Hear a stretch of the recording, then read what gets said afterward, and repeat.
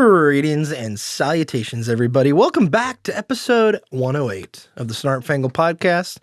I'm your host, Jake Metzger, the lover of all things cowboy bebop and many other paraphernalia media out there. And then my illustrious co-host today. You love him. You love to hate him, too. But for the second time ever, he's a filthy Mac lover. Ladies and gentlemen, David Reed. Yo.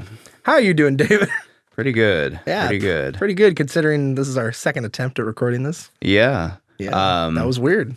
I still love Max just as much as I did the last time you asked me that question. It has not faded in the 20 minutes or so 20 since. minutes? Yeah. Anyway. Yeah, I got nothing. Let's just keep going.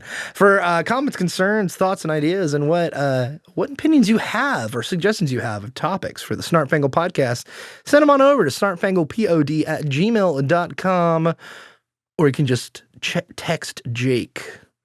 People like to do that and complain to me about David, which is fine. You know what is really interesting? I feel a little empty right now. You feel empty? A little you've given everything already? You know what I think is missing here? Yeah. Is your laptop no longer sounds like the space shuttle taking off. You said that the first time we were recording. Yeah, it's very quiet now. You filthy Mac lover. My thing sounds like a jet engine, which is cool.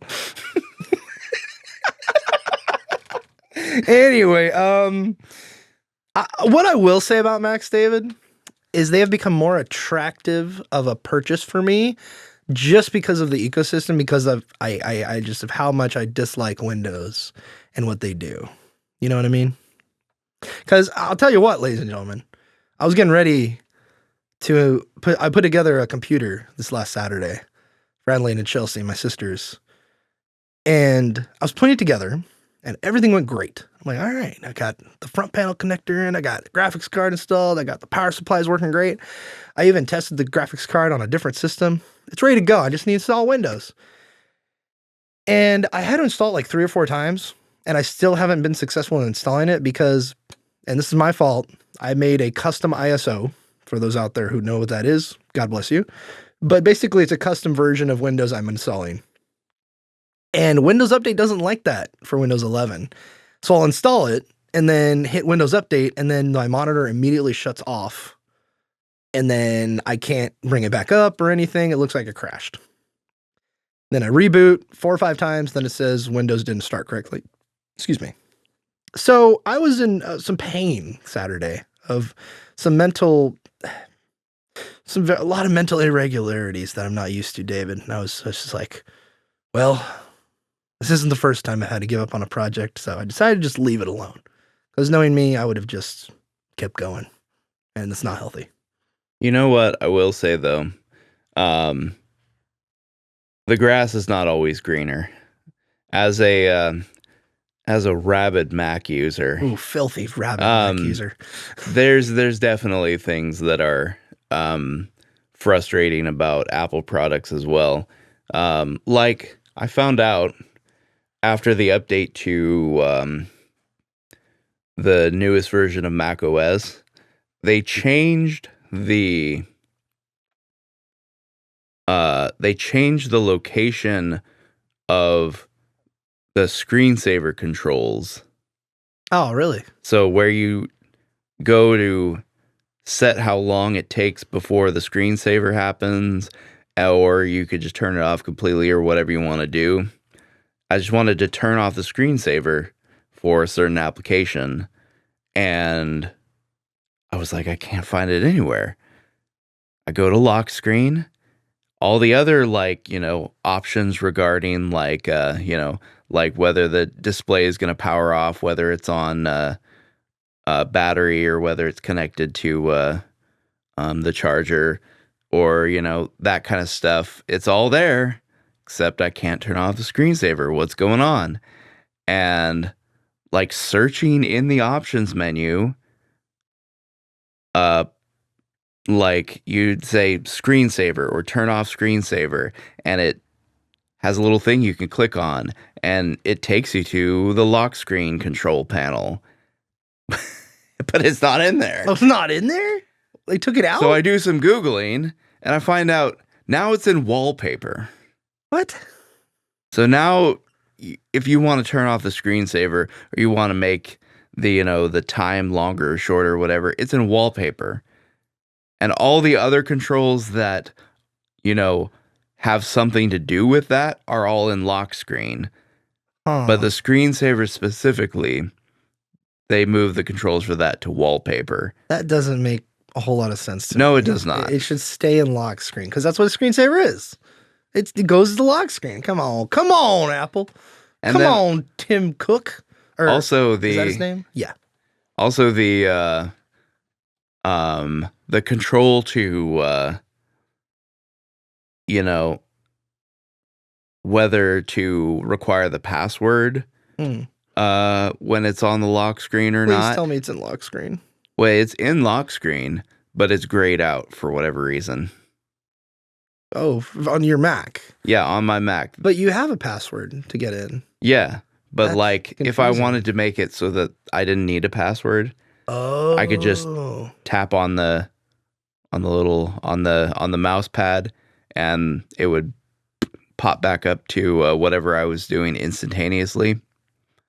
That control seems to be grayed out for some reason. Mm. And so whenever I need to make use of that, if I do, I'll have to do some Googling to figure out why. Mm.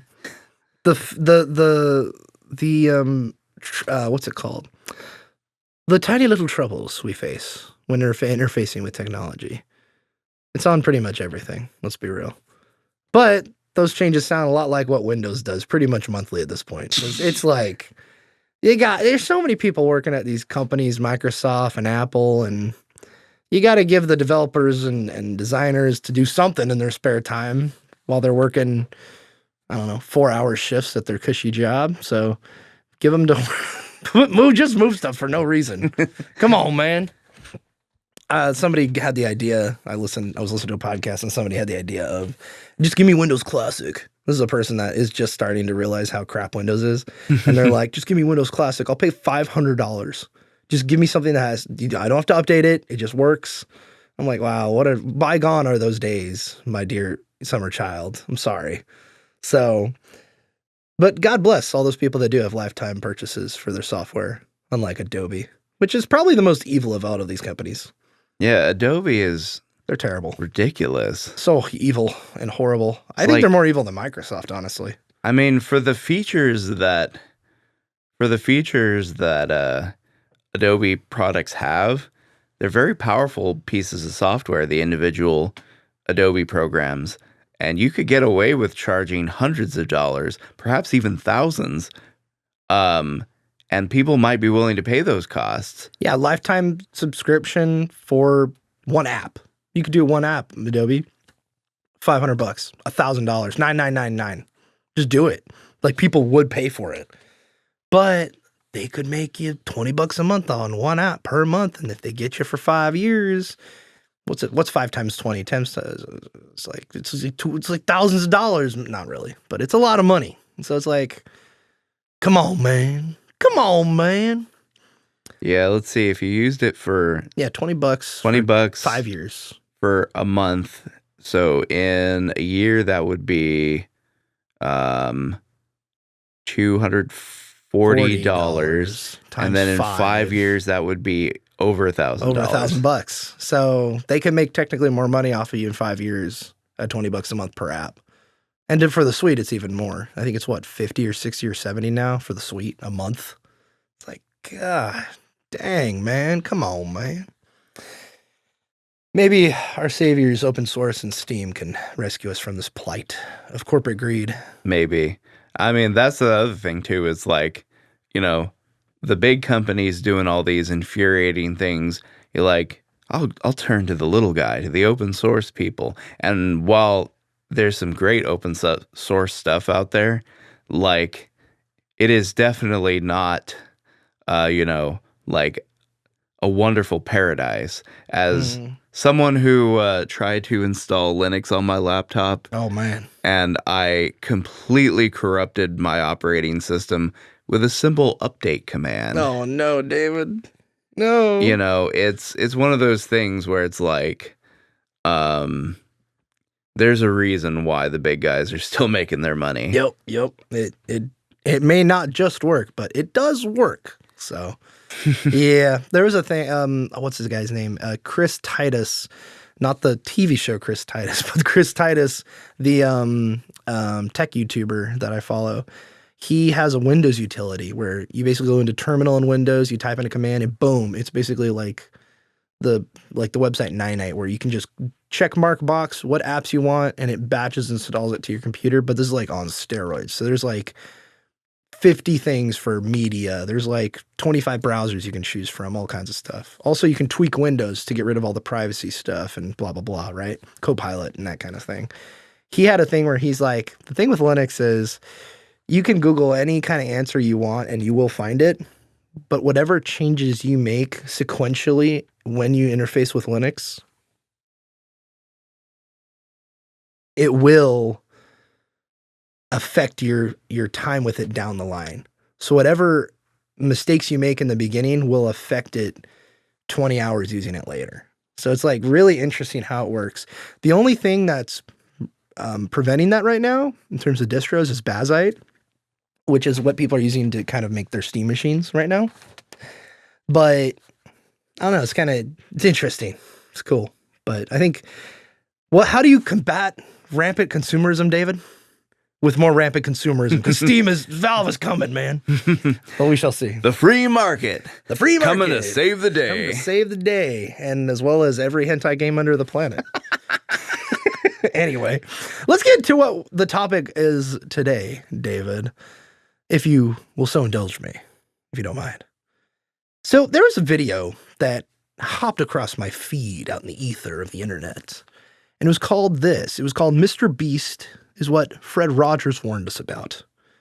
And I'm not a watcher of Mr. Beast. I've seen maybe one video. I've seen a lot of Fred Rogers. And I'm like, okay, you know what? As much as I kind of refrain from clicking on stuff like this because it's been just embedded in me to not click on clickbait stuff because I never get rewarded for it and it's stupid, I clicked on this. And you know what? It was an interesting enough argument.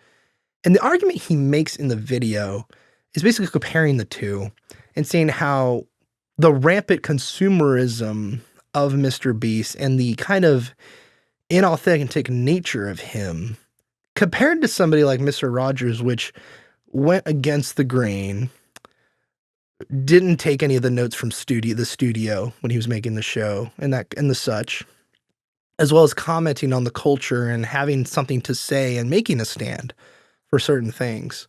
I remember a good example is when Fred Rogers had, it was the police officer that was the character in the show. I think he was black, and he had him and Rogers like have their feet in a pool, which kind of sounds weird describing nowadays, but they had their feet in a pool together, you know, white and black, right? For that time, that was a big deal.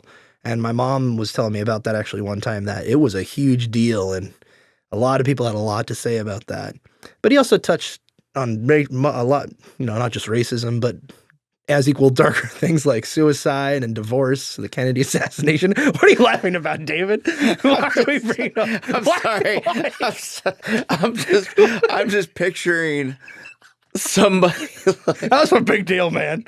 I'm just picturing somebody just like, oh my God, he's got his feet in the water that a black guy's feet are in.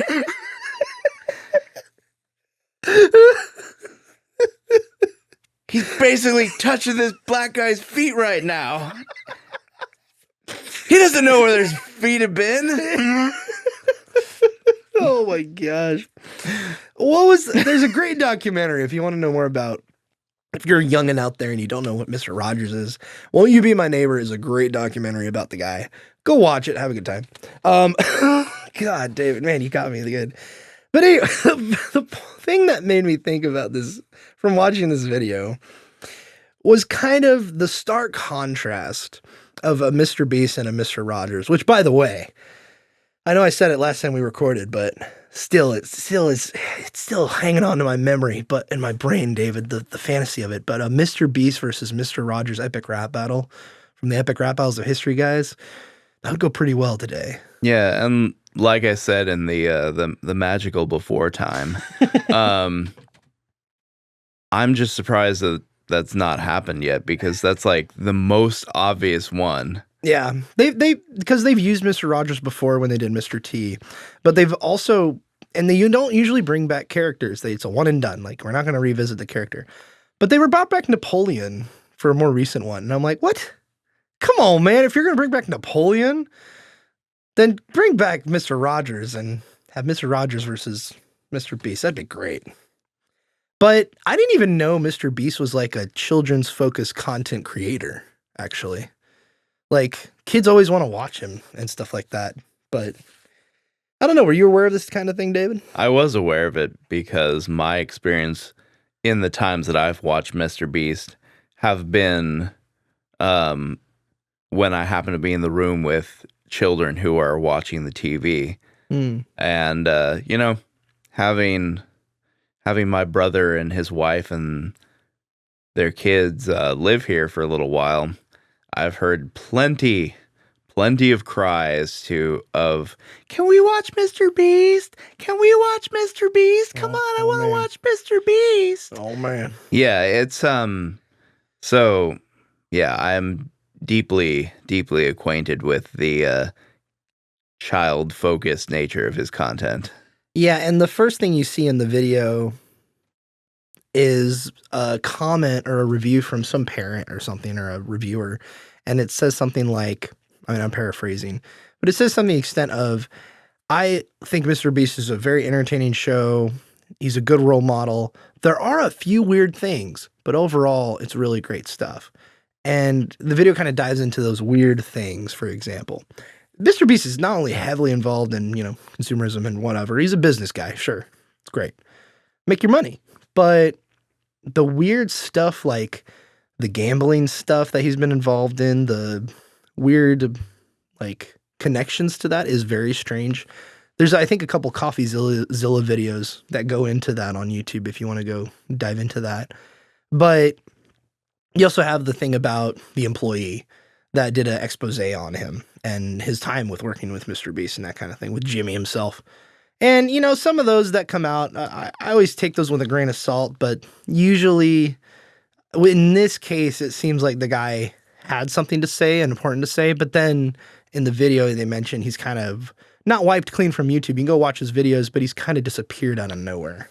So, nowhere to be found, which I'm not referring to anything like a conspiracy or anything, but it's just something to be note of. Yeah, it is strange, because I remember watching the video at the time that it came out, and I thought this was going to be turn into a much bigger deal, because the claims he makes in those videos are pretty bombshell stuff. Yeah. And so I figured it would, make more waves than it did, but it just seems like the story just kind of disappeared. Kind of just went off in the wind. And I don't know, it's just the first time I heard about Mr. Beast was actually when an employee, people were having issues with an employee of his or a co-host of his, because it was when that one guy was transitioning or whatever from a guy to a gal. And that's the first time I ever heard of Mr. Beast. I'm like, who's Mr. Beast? Then I look into him, like, oh, he seems like a fine, cool dude. He's just got weird people he surrounds himself with, which is strange. So anyway, there's some stuff there, but yeah, I don't understand why kids are so enticed by his content. I mean, it's enticing for sure, and the video goes into why, but the thing that really caught me and what really I took away from it was at the end when he brings in Fred Rogers and he talks about him and he says that attention, that attention is the most important currency of your life. I would rephrase that and say time is, but it's basically what he's saying is the same thing. But I think it's important it brought up a thought in my mind about the way I interface with the internet and the way I interface on my phone is mostly through what's recommended or in a feed of stuff you follow, but it's very easily in the background compared to what it will recommend you. Like on Instagram, you just keep scrolling, or TikTok or YouTube, you keep scrolling and scrolling, and you'll find plenty to watch and you'll lose time, just wasted away. But there's other things, like I heard from a friend, or excuse me, a coworker and an acquaintance of mine. He told me about Matt's Off-Road Recovery. I'm like, what's Matt's Off-Road Recovery? He's like, well, they're a recovery tow truck company that does a competition every year for other tow trucks and recovery vehicles. I'm like, interesting. It's Matt's Off-Road Recovery, I think is what it's called. And it's just this dude who's in Utah, and they film their business going to rescue videos out of sand, rescue vehicles out of sand or off the road or in country ravines or something like that. And it was fascinating content. There's this 3-hour video that was the first thing I watched of his. And it's a competition they have every year. And this was the video that included all the stuff that happened, where they had sponsor people come out. They have a huge course across the rock sands in a desert in Utah, where they plant these broken vehicles, and a bunch of people from around the country come and compete to rescue these vehicles to see if they can get into a race. And there's prize money. So it's really cool. And I was like watching it, and I'm not a car guy, but that recommendation from a friend to then go into my algorithm, now it's recommending that content and stuff like that. But it was completely organic. This dude just told me, and I just went and searched it up myself. So it's just, that also kind of spoke to me, where I'm like, oh, I can not interface with the internet with just the feed. I've kind of forgotten and gotten, I mean, that was the whole thing about the internet. You just go to and find up stuff, or what your friends would tell you. But now the internet is nothing but your recommendation feed. So, and honestly, there's nothing wrong with that. Like, David, you love Game Grumps. Pretty much all I see you watch is Game Grumps. So you just enjoy Game Grumps. So nothing wrong with that. Maybe. I don't know if I enjoy the channel more like it's just a way to. Yeah, it's just a way to unwind, man. Yeah, basically. Yeah. What's their names? The Game Grumps. Aaron and Danny. Aaron and Danny. You just spend your time with Aaron and Danny, and they lull you to sleep. Pretty much. Pretty much, yeah. Yeah. I discovered their channel years ago, and when I was much younger, and I was more interested in watching it as content per se. And then in my later years, I became less interested in their content, but their humor style and their way of conversing just kind of is like a familiar thing to me. So yeah, it's like comfort food. It just, it's like dad coming home from work and, sitting in front of the TV and watching the news. It's just a way to unwind. Mm-hmm. Yeah. And I think it brings up the kind of thing of not just organic finding stuff, but also what's it called? The, for example, it reminded me of making content and being authentic in your creation is kind of what this video kind of culminated to for me, where it kind of is like you have people who create stuff just for the algorithm, just to get the hit so that people can find it and watch it and retain as much attention as possible for your videos for it to make money. That's what YouTube has created, and Mr. Beast or Jimmy has cracked the code and have played the game really, really well. He's at the top of it. But then in comparison, you have Fred Rogers, who didn't take notes from the studio, who didn't shy away from having something to say about something and actually picked a lane and stuck with it. I mean, later on, 9/11 happened and Mr. Rogers had something to say about that too. So it's like he kind of kept doing that and, talking about divorce and all this kind of stuff like I was mentioning earlier. And racism. Feet in pools. Feet in the pool. So it just made me think of being authentic in what you chase after is important. And I think you could apply that to many things in life, but to take it and apply it first to media consumption, I think is really important. Like, for example, like the home media server I've made, there's quite a bit on there where I'm like, yeah, I kind of want to watch that now that I see it, or I feel the disc in my hand, or I'm ripping it to the server or whatever. It's making me look at a different media in a different way again, and giving me another reminder. We've talked about this on the podcast before about media intentionality and stuff like that.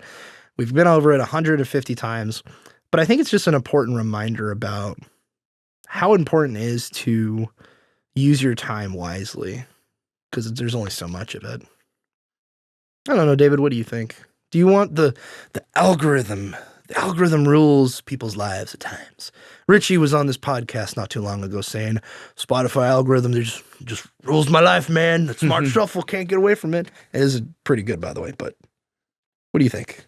Yeah, I always, not to say that the algorithm has no sway over my life, but I think I'm less afflicted by the algorithm than maybe some other people are.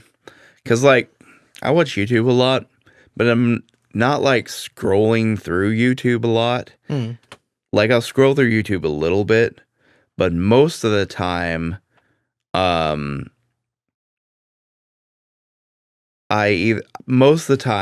putting on something that's either from my subscriptions or I'm looking for a certain type of thing.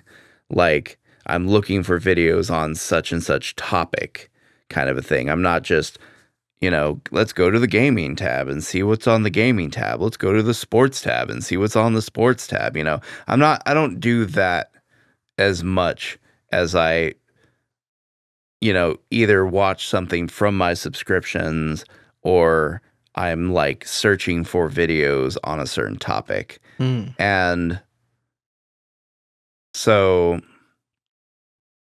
in a way, I'm a little more intentional than maybe most, at least on the YouTube front. But then when it like comes to Facebook and Twitter, that kind of goes out the window. I pretty much just scroll through that till I find some dank and spicy meme or some conversation where people are arguing bitterly back and forth. Just watching the fire happen, Pretty much. I mean, I don't know. I guess maybe it's because I'm just a jackass, but like I really, really enjoy watching other people argue on the internet. I find that just fascinating because I like avoid that stuff. Like, I'm like, it's kind of fun sometimes to watch like people's reactions of things like, what the heck? What? This new Hunger Games trailer? It looks horrible, or oh wow, it looks great. They actually have color or whatever. It's like sometimes that can be really fun, or even a political topic or people fighting. But I don't know. Sometimes for me, it's just exhausting. I don't know. It's the comment sections for me. That's the where comment section. Yeah, that's where I find the real gold. That's what I'm talking about. That's where I find the real gold. I don't know what it is. I just love to see people just like arguing bitterly over a topic. And even if it's a topic that I am invested in, like have chosen a side and am attached to that side, I never get involved. You're on the side of JonTron, but you're not going to speak for the guy. I only spectate. Only spectate. All right. Very, very, very few times have I ever left a comment on a post on social media that was like where people were bitterly arguing back and forth. Very, very rarely. So on that front, I am a little bit of a slave to the algorithm on that front because I don't like, let's find posts people arguing about Iran today. No, I go to my Facebook feed or my Twitter feed and I just scroll till I hit some juicy. So in that respect, I'm a little more enslaved to the algorithm, but also I'm trying to like get away from doing that. Yeah. Because I realize it's not as entertaining as that is. It's not a great use of my time. Yeah, I actually uninstalled Twitter X or whatever from my phone. I want to say like back in February or January, probably January. And it's funny, like because I uninstalled that, all I have is my Facebook and Instagram, and I just have no desire to go on either. Even like people send me reels, I'm like, yeah, I'll be nice and I'll go view a reel. Okay, I'm gonna go watch something they sent me. But I mean, maybe I'll like it. Maybe I'll show them some feedback to give them, that dopamine hit. Oh, he responded or whatever. But honestly, I've used Instagram and Facebook the least ever since I uninstalled Twitter specifically, which I find interesting. The most thing I've used is actually eBay. I'll just Google, like, that's one reason why there's a PC that's half built out there. It's because I'm like, where's the current market at right now for the used hardware? Because right now we're in the Rampocalypse, and, the prices are starting to slowly come down for consumers in terms of new stuff. How's the used market doing? So I'm looking up graphics cards, RAM, PC cases, blah, blah, blah. Oh, what are people selling combos of things? What price is that? And so it's not good. Because you end up spending money, but or looking at things you can't afford. But I think it's kind of interesting where I think I don't know, it's part of like the algorithm, It's something that video really spoke to me where I'm like, oh, man, like, of course, psyops and governments, of course, could influence you, whatever. That's not what we're talking about. We're talking about something in your, like, in the algorithm, you being more intentional with the media you consume. And with the home media server and organizing videos or not videos, but movies and TV shows I have on file and looking at all this stuff, I'm like, man, this is like I don't need to rely on the internet almost if I have my own local stuff, like it's a come to Jesus moment, I guess, for me a little bit where I'm like, man, I have all these movies, all these TV shows. I want to go to YouTube and just watch YouTube, but I do have this, and it's mine. And it's just kind of cool. And I think that's something, is ownership. That people, we don't really have a whole lot nowadays in terms of media. And the companies want it that way, and they want to make you keep that subscription. We talked about Adobe earlier. They want you reliant on them. And man, David, I'll tell you what, I really want to cancel my HBO Max subscription. It's getting up. It's almost $20 a month now for the I think I have the middle tier or something. Like I don't think I even have 4K, and it's like $18.50 now. I know, it's ridiculous. In fact, I want to Google that real quick. Yeah, that's the crazy thing is like when Netflix started doing streaming, like we were promised that we had entered into a new era. We were leaving the shackles of the cable subscription, the overpriced cable subscription services behind, and we were going to have a new era of all the movies and shows at your fingertips for one low monthly price.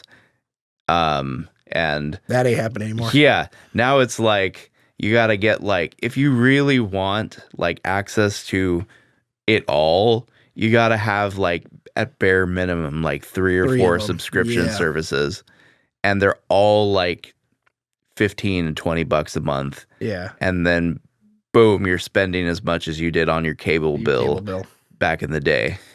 Yeah, I mean, I remember when Netflix went up to $16 a month like 10 years ago or something, or it wasn't even that, it was like $15, 17, who knows.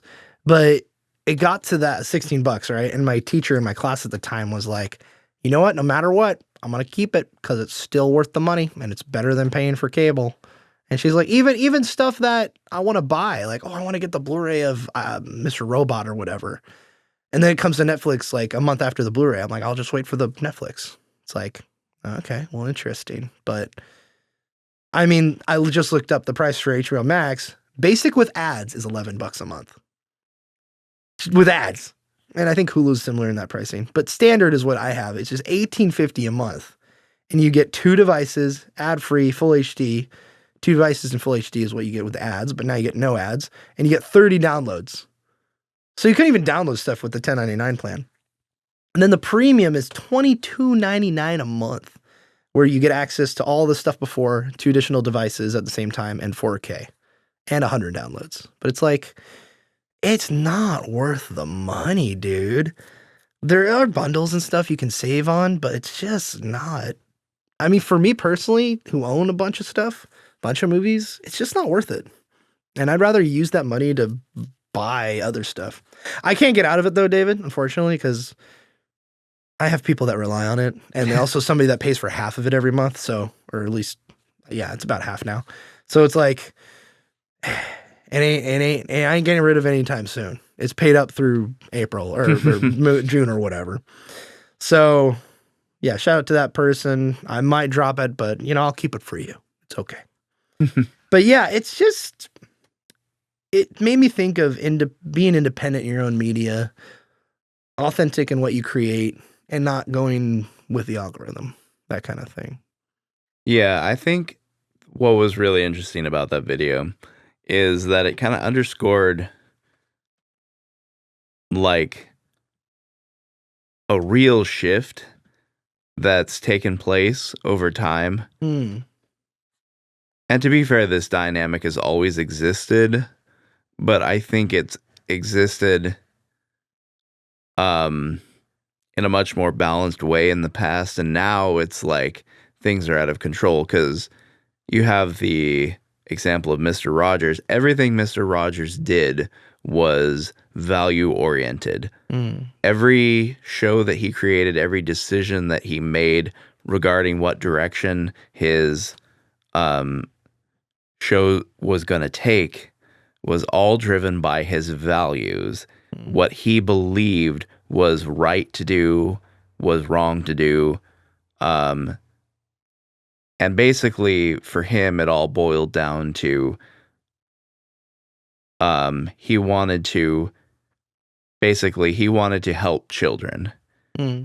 So all of the decisions for all of the content that he put out was all driven by, is this going to be good for the children who are watching it? And then Mr. Beast is like the polar opposite. Everything is driven by, is this going to get my viewers to keep watching? Is this going to keep their eyes on me? And so those two sort of philosophies have always existed as long as, moving picture media has existed. But it's kind of taken a terrifying shift in recent years with the success that Mr. Beast has. He's basically laid out the blueprint for, I almost sounded like a Japanese person there.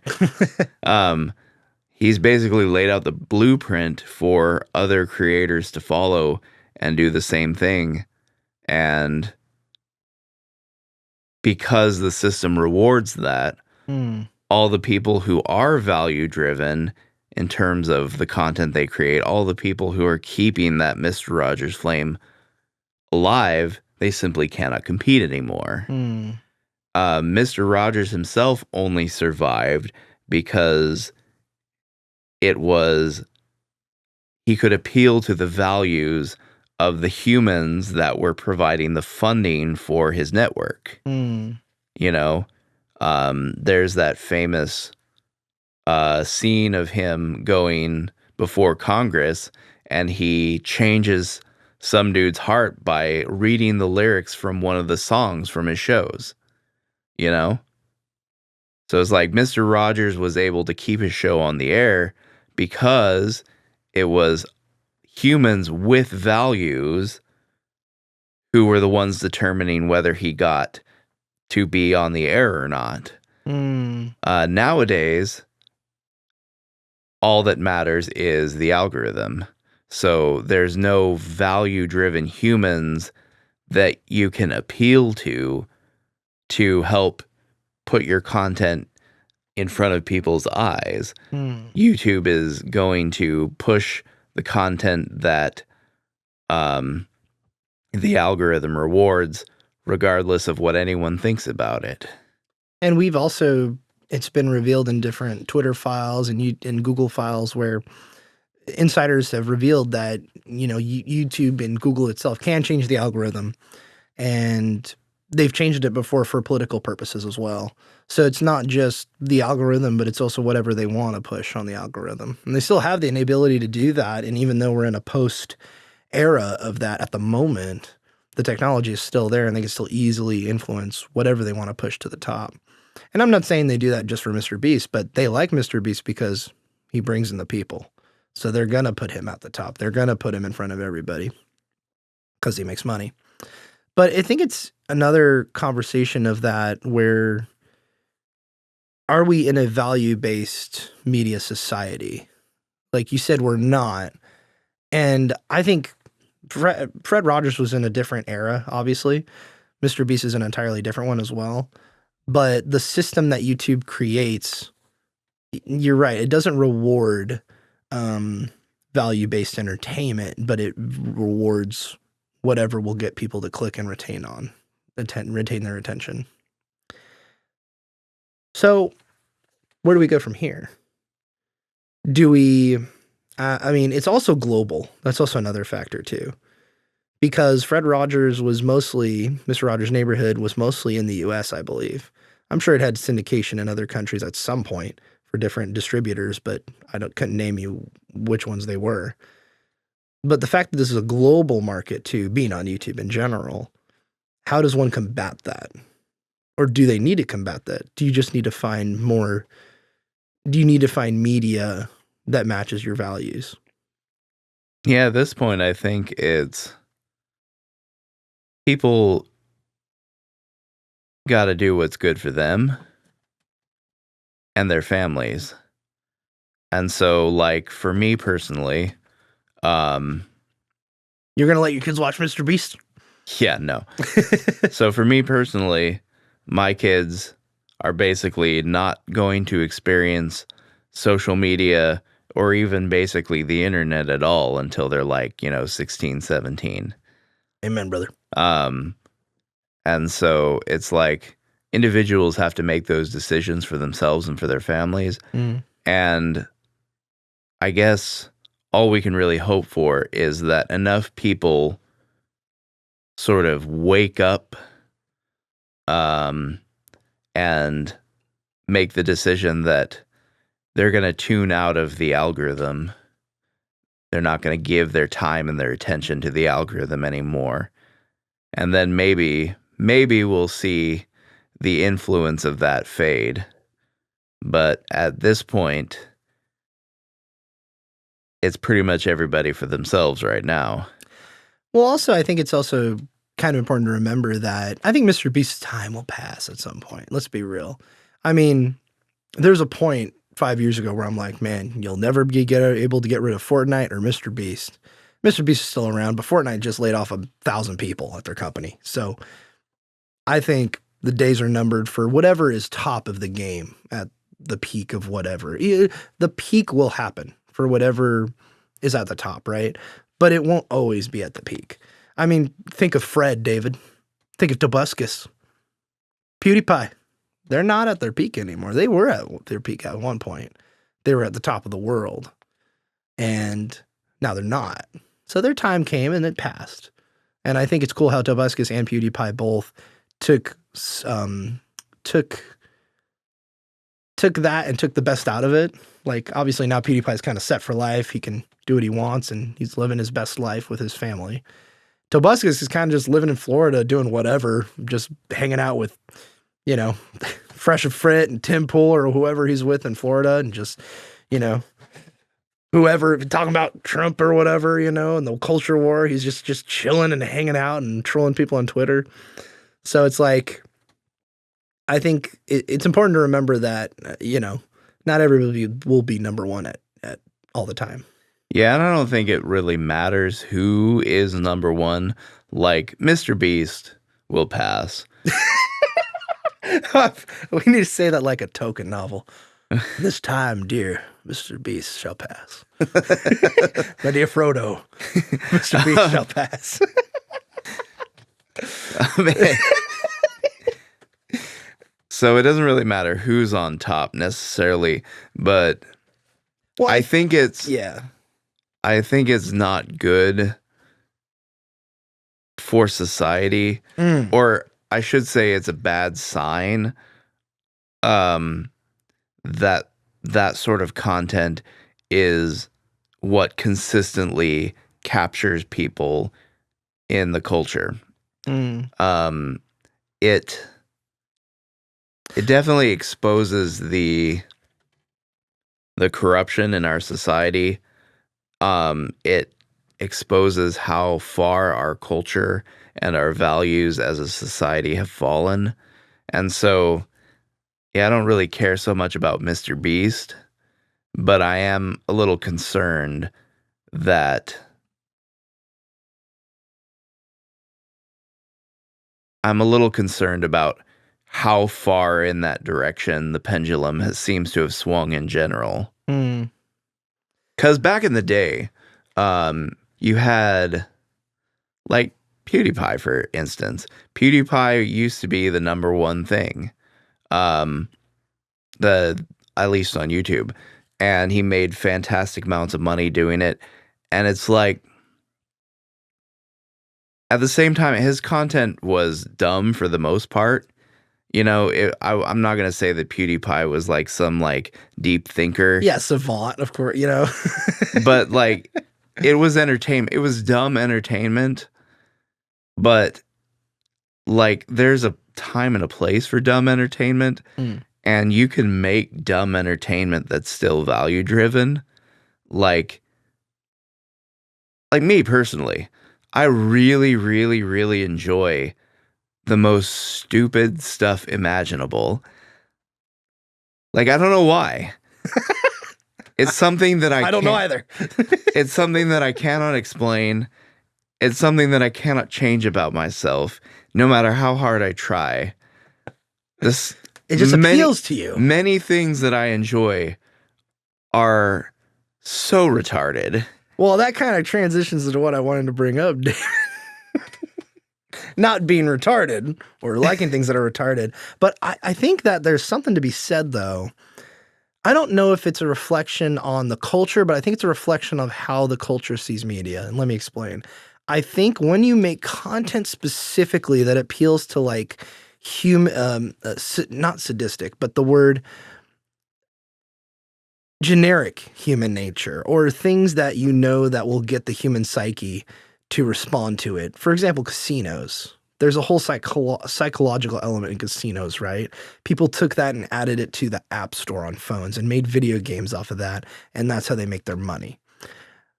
People have done psychological stuff. Mr. Beast is a great example of that, of YouTube and people who watch and analyzing of who stays on the video when they click on it, who even clicks on it, who the retention of it, you know? So when you so you have to have the content enable you to get that retention. So how do you do that? You appeal to the senses of the human psyche in a certain way, the way it's edited, the animations, the way you speak, the way you fast forward or rewind things. Yeah. The color, how things look. There's a certain science behind it, I think. Yeah, and that's kind of what I was getting at when I got derailed talking about enjoying stupid stuff. Is like, even though stuff like PewDiePie and other YouTubers of yore was really dumb, yeah, it was still kind of an authentic expression of who they were. Yeah, absolutely. And it was rooted in their values. And you can see, too, that as PewDiePie, for instance, grew and changed, his content grew and changed as and became he grew older and changed. More mature and more thoughtful along with it. And now what has happened is Mr. Beast and the current crop of YouTubers are operating in a completely different way. They're operating like what you were just talking about. Their content is driven by what is going to get eyes on us.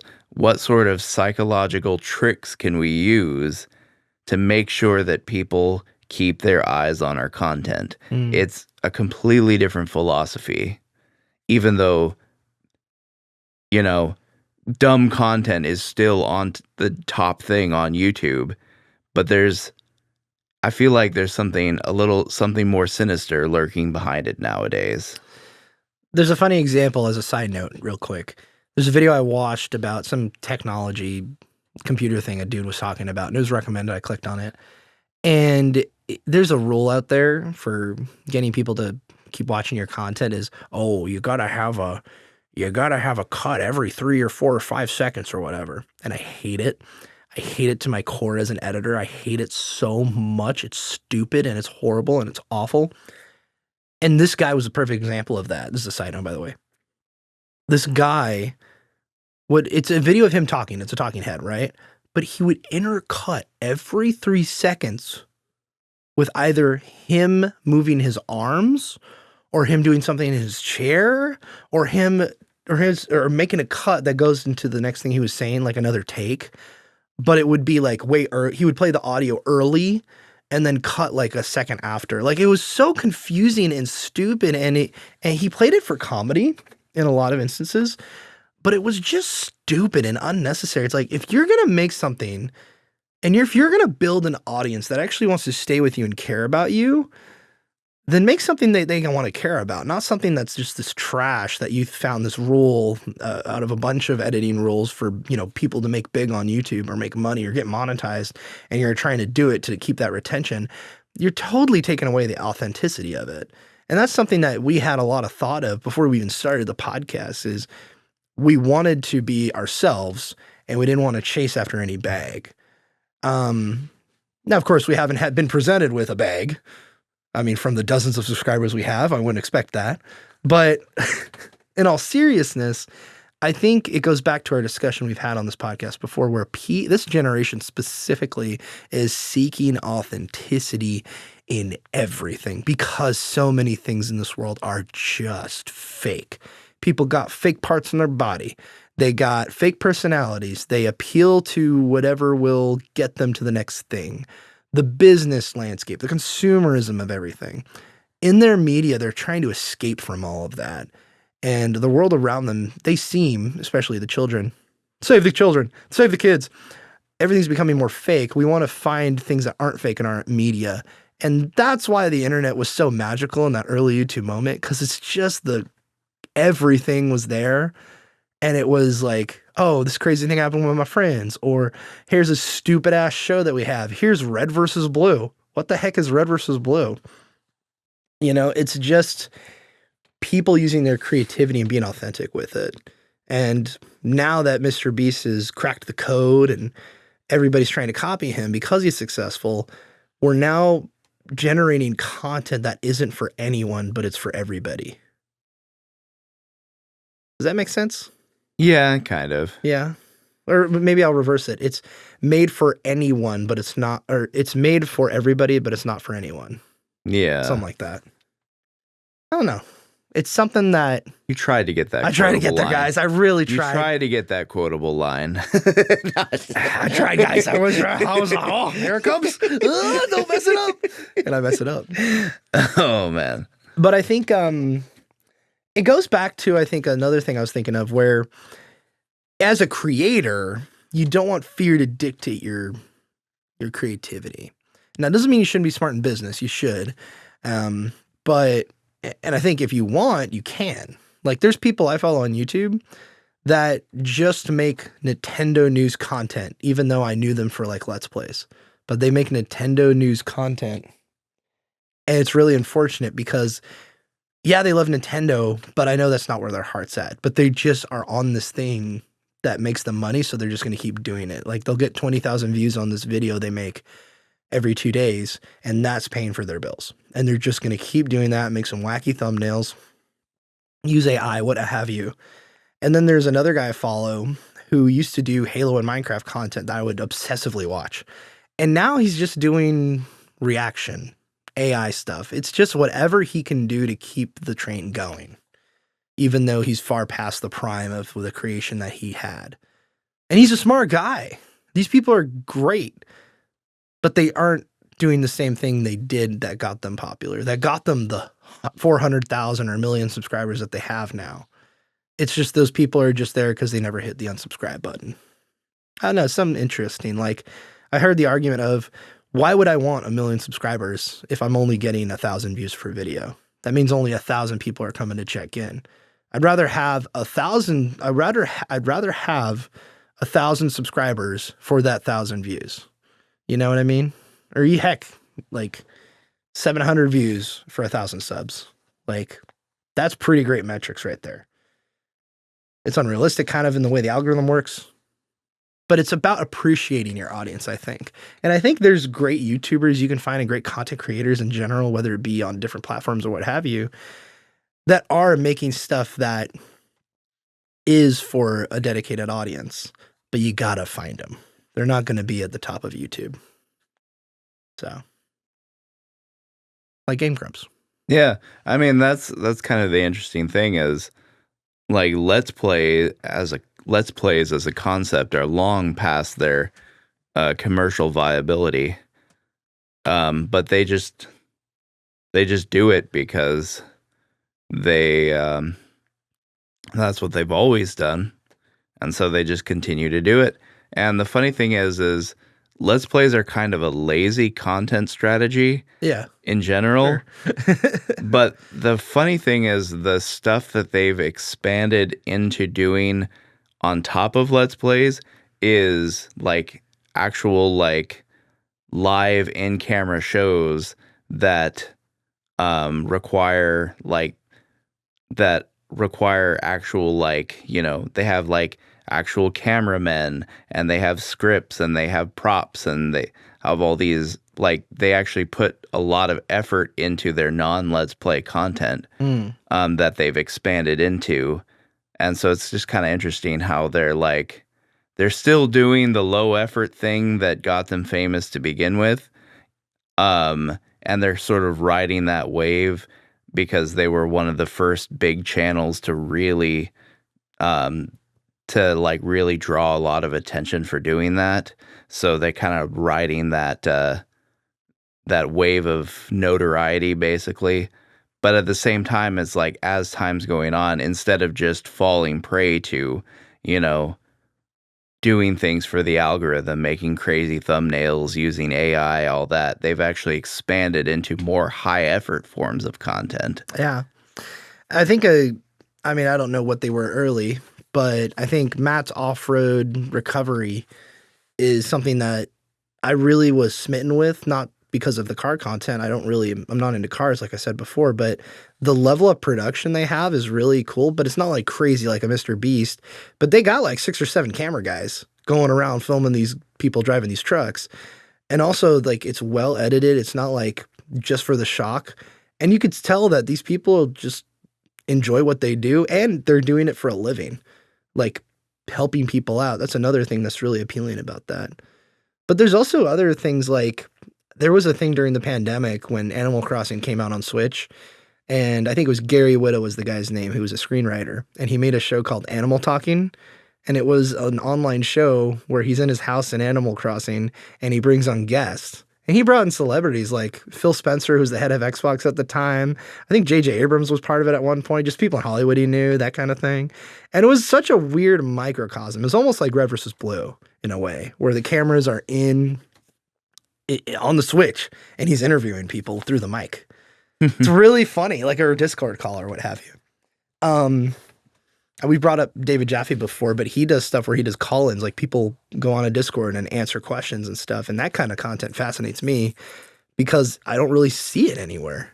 Like I don't see people doing I do see people, I don't go to Twitch, but I see on YouTube people doing live streams, but to bring in your viewers, have them do a Q&A, and having them actual talk like a call-in show, for example, like a radio show.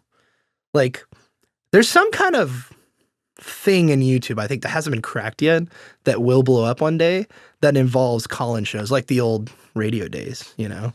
I think there's some magic to that hasn't been cracked. Last Stand Media has done that before too, which, oh my God, that dude who called in that said he was going to leave his wife and kids was hilarious, and it was horrible, and they gave him shit because of it. Oh my gosh.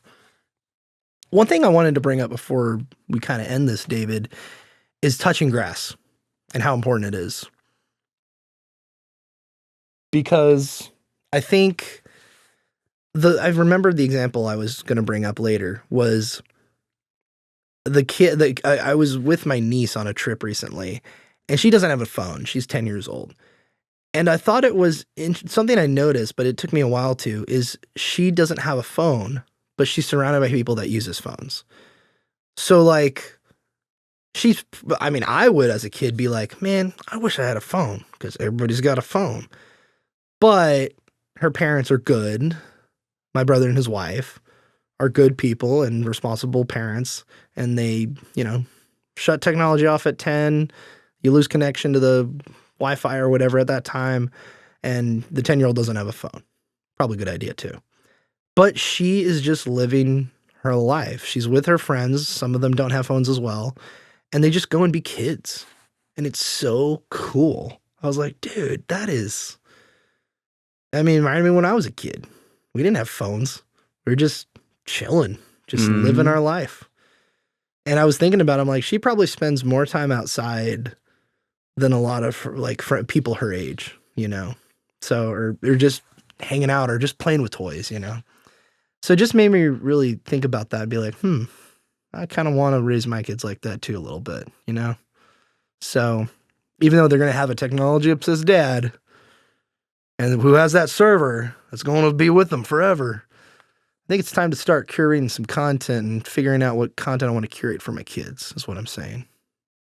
So, yeah. But yeah, check out the video. The title is Mr. Beast is What Fred Rogers Warned Us About by the channel Asa Park, ASAPARK. And I don't know any of this other guy's other stuff, but this video was really interesting. If you're into gaming content, the people I've been following is BBK Dragoon, just like how it sounds. And he talks about backlog and not succumbing to FOMO and that kind of thing. And there's also Analog Den, hosted by some dude named JD, who's this gamer dad or whatever, Steam Deck daddy, as he describes himself. And he talks about just the good old days and stuff like that. And how he put an analog CRT in his living room, and that's like their main TV now or whatever. It's like, interesting choice. Let me follow you along your journey. So go out there, little children. Search up some authentic people that resonate with you. Just don't Google. Just do not Google David Jeffy, because he's not for children at all. No, not at all. Should they Google Game Grumps, David? No, I would say. How old does your kid have to be to watch Game Grumps? Probably late teens, I would say. Yeah, same. Probably late teens. Yeah, I was trying to think of when I would watch like certain films with my kids. Like obviously Passion of the Christ. I think I watched it when I was like 12. Like my parents sat me down and we all watched it, and we fast forward some parts. I think that's fine depending on who the kid is, obviously. But something like Evil Dead, oh man, you got to be an adult, brother. You can't just watch that willy-nilly. Come on, man. Even though it's great. David, for your kids to play Halo, a more lighter rated, M-rated game, how old do they got to be? I think. Are we doing? See, I wouldn't. Yeah. See, I would probably let them play, like 12 or 13 or whatever. Right. I think that's a good age. Because I'm a little certain things as are violent, but there's different kinds of on-screen violence. Yeah. I remember I was watching certain R-rated movies when I was 13 or 14 years old, and even younger than that, actually. And it was just there's obviously each parent's got to make their own decision. I know some people who are like, God forbid my 13-year-old plays Halo or whatever.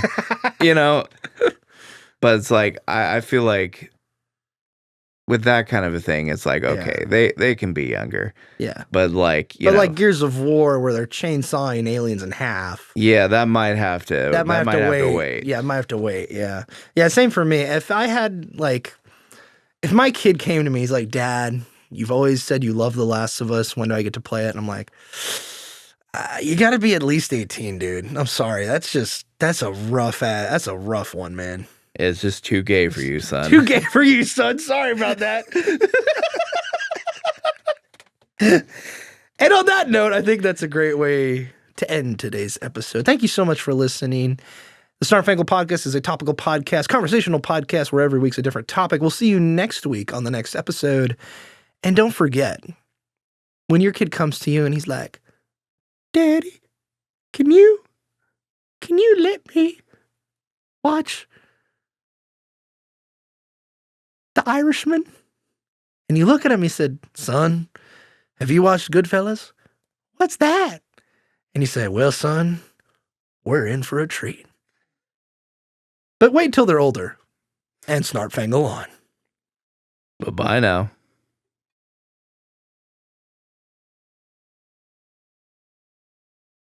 Check 1 2, check 1 2.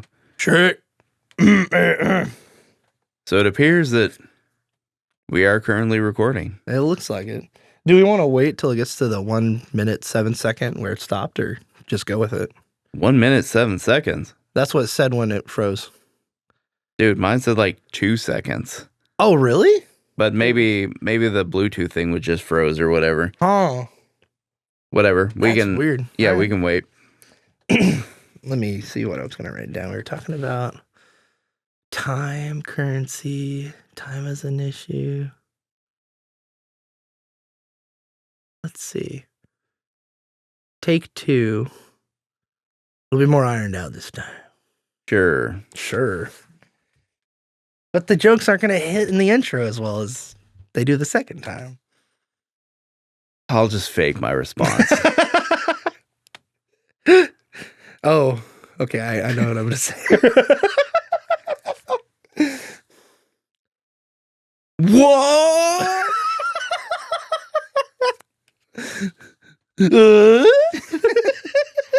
No way. All right, well, we've We passed it. All right, take 2. Need to clear your nostrils at all, David? no, I'm good. I'm going to clean up mine one more time. Oh, yeah. Looks good to me. All right.